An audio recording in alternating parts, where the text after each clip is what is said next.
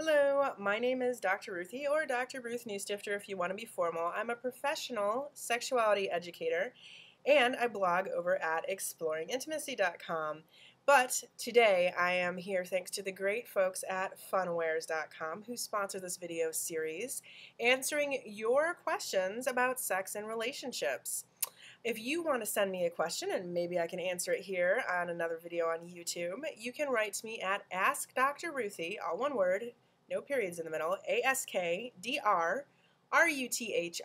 at funwares.com, funwares.com.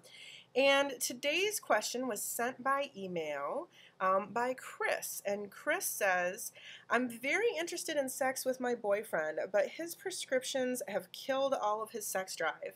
I wish he would just try it anyway, but I feel bad for even saying that out loud.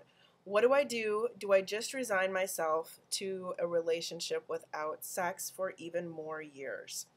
Chris, I'm so glad that you sent this question, and this is a really difficult one, and I see this in all types of relationships, all genders, all sexualities, in ways that surprise people. You know, I frequently get a lot of women whose male partners have just completely lost their sex drive, but all genders and all types as well. And, you know, there's a lot going on here, and some of it also is impacted by gender too.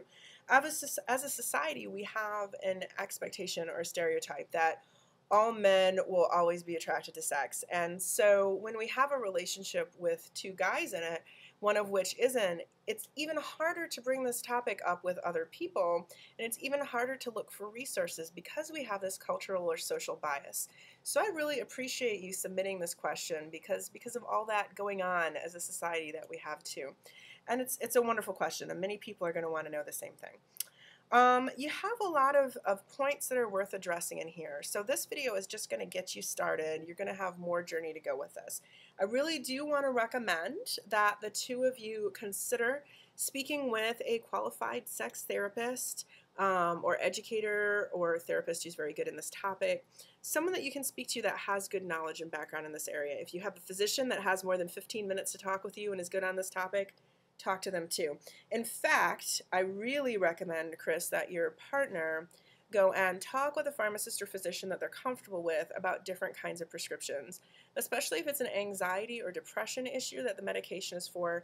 There could be a lot of different options for changing the meds around in a way that keep him happy and healthy, but also help reinvigorate his sex life and his sex drive. But that's something you should discuss with his physician, preferably together, and in order to help make that happen. Sometimes sometimes we can't switch things, sometimes we can. All right, you noted that that you're still interested in sex, and it sounds like your boyfriend was probably interested in sex in the past, but it hasn't been because of the prescription. That sort of dramatic change in a relationship can be really emotionally difficult, and it's very important to realize, and I think you already know this even if you haven't put words to it, but sex is a form of body language. It's the most intimate form of body language that we have. And so when a partner shuts down that form of communication with us, we lose sexual pleasure, but we also lose all of the other things that were communicated by that form of sexual body language. We lose the emotional intimacy and the relational intimacy. We lose the positive affirmations about each other's body and about the joys of sharing pleasure together. A lot of things go away when this sudden change happens. So in addition to missing sex because you're turned on and you want to get off with your partner, there's all these other subtle things that go along with it too. Then you say that you wish that he would just go ahead and try anyway, but you feel bad for thinking that. And you know what? I don't blame you one bit. In fact, there's research out there that shows that for many people, if they feel okay and able to stop if it doesn't seem like a good idea later, you know, once they're getting into it, oftentimes beginning with very light sex play, stuff we might refer to as foreplay, touching, massage, kissing, even light, no obligation genital touching can really help to get people aroused when they weren't before. Many of us have a belief that there shouldn't be any kind of sexual behaviors or sexual exploration unless we're turned on ahead of time. And yet, for many of us, it is the sexual touching and the behaviors that help us to get turned on. So what do we do? Where do we start when that happens? And so if it's possible for you to talk with him about the idea of exploring and experimenting together, this is what I would recommend. And that perhaps there can be sexual touching to see if it turns on later, or if he enjoys it for other reasons. For instance, that same emotional intimacy that I was talking about later can be a wonderful reason to engage in sexual behaviors with a loved one, and maybe something that he enjoys and misses and could benefit from as well, even if he's not feeling arousal and we can't do anything about the prescriptions. So it is reasonable to ask that the two of you work as a team together to see where you can take things sexually, what's comfortable for him. Anyone can opt out at any time. There's no obligation in this touching or experimenting, but you're a team to address this problem of sexuality. It is absolutely reasonable for you to want and be able to experience sexual stimulation and behaviors and that good sexy body language with your loved one. And so we hold that in one hand, that you have the right to be an actively sexual being in your life if you want to. And yet in the other hand, we hold that he has the right not to be if he doesn't want to. So neither of you is wrong. It's just that both of you have these rights and they're in conflict with each other. What can you do as a team to nurture the relationship so that each of you is getting what you need? Whether it's in a monogamous situation or a consensually non-monogamous situation, and then defining what that is and what's okay and what isn't. Whether it's engaging in behaviors that help you to get those feelings and stimulation that you need, and he is getting his soul fed as well, even if he's not terribly turned on, so that he is enjoying it and loving it for reasons that are important to him.